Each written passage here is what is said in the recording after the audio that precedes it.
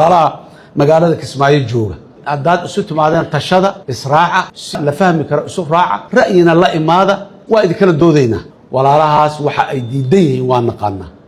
oo maalin walba ay sheegaan waxa ay diidan yihiin laakiin waxa ay rabaan ma naqaan ra'yi lama imaan kartiin ma lihin isuma tagi kartiin ma lihin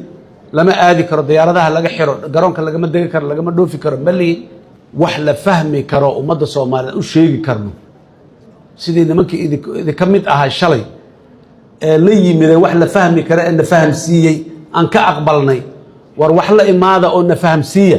waa idin kala doodayna annaga waxa aan qabno ra'yiga aan qabna war reer magaal warqadu ku yaal waa qoran yahay xeerka doorashadu ku yaal xeerka xisbiyadu ku yaal dastuurka intii la ansixiyo ku yaal waa qoran yihiin ra'yiga aan qabno ee dawladnimada waxaan ka qabna meeshaas aan ku sheegnay dawladaan nahay haddaad wax ka diidan tahay inkastoo qaar idin ka mid shalay aqbaleen oo doodii baarlamaan ka qayb galeen qaarkiin xildhibaan ay yihiin qaarkiin ra'yiga ay baarlamaan ka jeediyeen lagu daray kuwa kale ka sii horeeyay lagu daray ummadda Soomaaliyeed meel ka soo joogto waxaan rabaa inaan u sheego aniga iyo intaan odag u ah wixii ummadda aan ka ballan qaadnaan ku taaganahay shalay wixii waa sameeynaynaa aan dhahnay yaan rabnaa inaan sameeyno mas'uuliyiin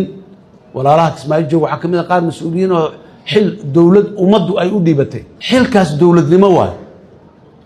dawladnimada dhexdeeda inuu ku hadlo oo ku doodo oo ku waxay u leeyahay xildhibaan hadduu yahay baarlamaan uu leeyahay meeshaas ay ka jirtaa siyaasad meeshaas ay ka jirtaa banaanka baarlamaanka kama jirto dowlad goboleed hadduu yahay dawladdiisa iyo nidaamkiisa ay ka jirtaa iyo NCC platform la yiraahdo oo golaha wada tashiga qaranka la yiraahdo ka jirtaa ragga kale soo haray war